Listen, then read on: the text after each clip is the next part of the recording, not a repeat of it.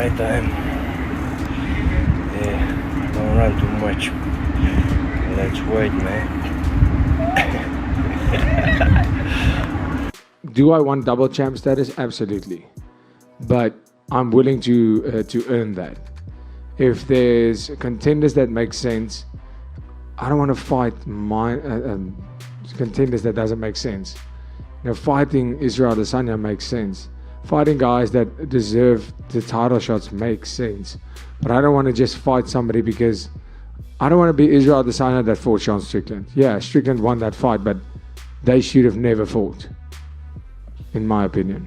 When you say contenders that don't make sense, do you mean fighters like Khamzat, who maybe haven't fought a middleweight ranks, because he's also tweeting like "see you soon" and referencing UFC 300? Yeah, but he said that to John Jones, so I mean, who takes that guy seriously anyway?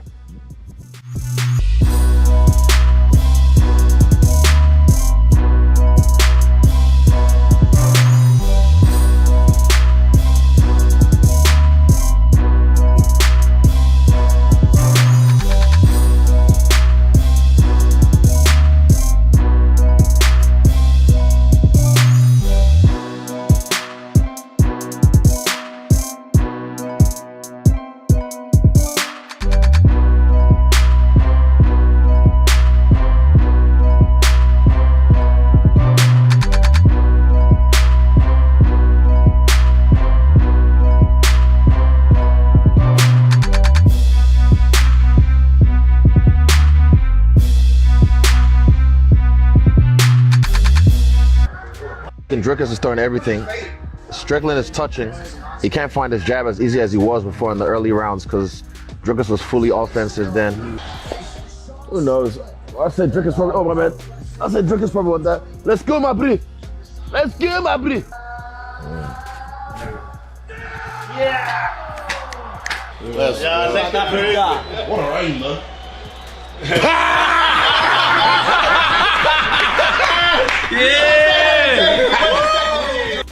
My guesstimate of watching this 3-4 fight he took. Now he is the 4th African champion in the UFC history. So congrats to you, my African brother, Drickus du Plessis. I'm actually not like legit, I'm happy for him. I actually like his story and whatnot, but he still did what he did, and I'm still gonna test that ass. Hey, yo!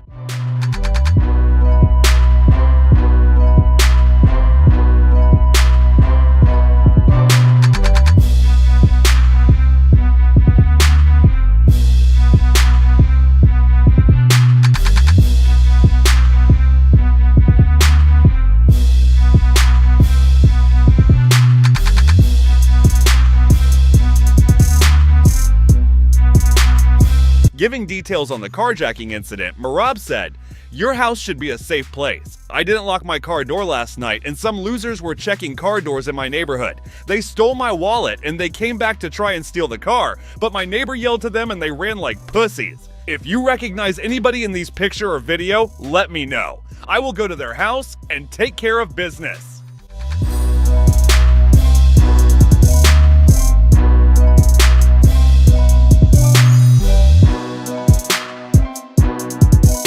What about the reports where it was because of a disagreement over the card?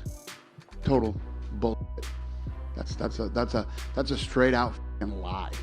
I don't know who started it or how it started, but not one fight was announced to Saudi.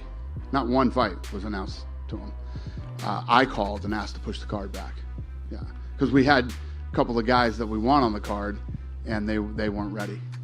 So, listen, you know how we are. We want to deliver. And if we're going to Saudi Arabia at the level that these guys do things, and it's a fight night, but we want to make it the best fight night we've ever done.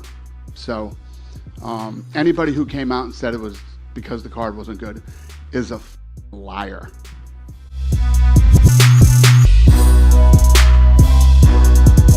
Obviously at the press conference, I think things got a little more heated than we expected when you guys were talking. So, but we did see you guys hug at the end and exchange some words. What did she say to you and what did you say back?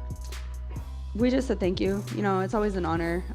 It seems these days that it comes down to a lot more entertainment. People have to talk crap to each other. I've never, like, when I started in the sport, that's not what it was about, and I'm still not that person.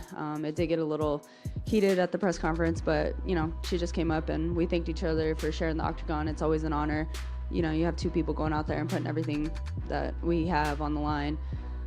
So there's a different relationship that comes with that. And then, you know, she just told me that it was a tough fight and it was hard for her, and, you know, taking it as for what it is.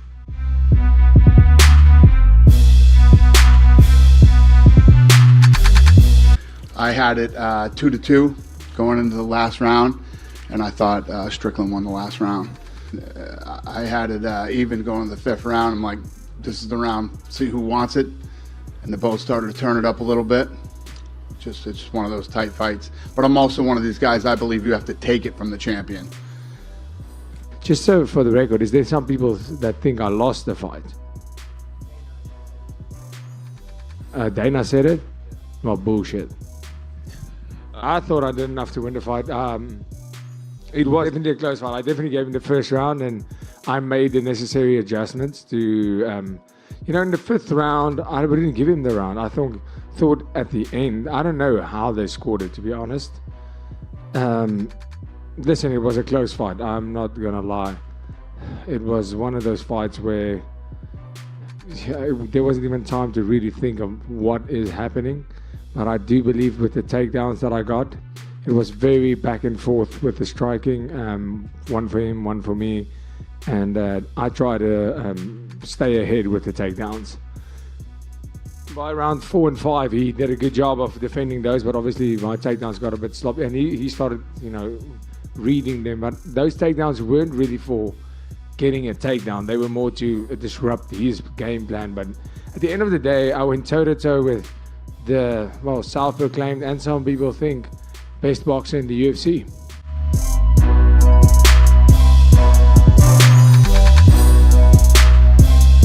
Watching the highlights of the Sean Strickland and Duplessis fight, because I hope Sean gets sparked and conscious. There is no way I ever would have bet against Duplessis losing this fight, considering he mauled Robert Whittaker. And Sean Strickland isn't half the fighter Robert Whittaker is. Just sloppy boxing. Look, swinging. Look at this. The fucking state of this. Zero technique, just slugging it out now. Oh my god, I feel like I'm watching two amateurs fight. Oh my god.